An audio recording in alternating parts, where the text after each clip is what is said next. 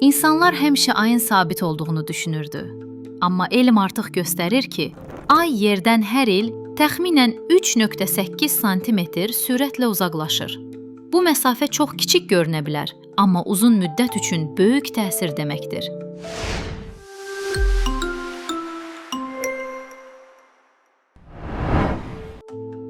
Ay yerdən hər il 3,8 sm sürətlə uzaqlaşır.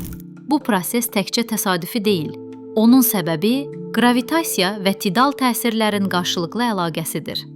Yerin su hövzələri ayın cazibəsi ilə yüngülcə hərəkət edir. Bu da yerin fırlanma sürətini azaldır və enerjini ayın orbitinə ötürür. Nəticədə ay getdikcə yerdən uzaqlaşır və orbitini genişləndirir. Keçmişdən baxsaq, ayın yerdən çox yaxın olduğu dövrlərdə günlər daha qısa idi. Yerin fırlanma sürəti indi saniyələr əsasında ölçülür.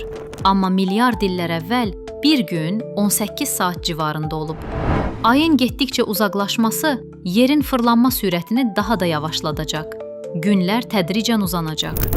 Gələcəkdə bu prosesin təsirləri həm yerin, həm də ayın fiziki və ekoloji xüsusiyyətlərinə təsir göstərəcək. Məsələn, okean axınları və külək nümunələri ayın cazibəsindən asılıdır. Ayın yerdən uzaqlaşması gelgit dalğalarının gücünü azaldacaq. Bu da ekosistemlərə təsir edə bilər. Uzun müddətli perspektivdə, milyonlarla il sonra ay yerin cazibəsindən çox uzaqlaşacaq və gelgit təsirləri praktiki olaraq yox olacaq. Elm adamları hesab edir ki, ayın yerdən uzaqlaşması nəticəsində yerin fırlanma sürəti o qədər yavaşlayacaq ki, günlər indi olduğundan daha uzun olacaq. Bu, insan həyatına birbaşa təsir etməsə də, planetimizin ekoloji və geoloji tarazlığı üçün önəmli bir dəyişiklikdir.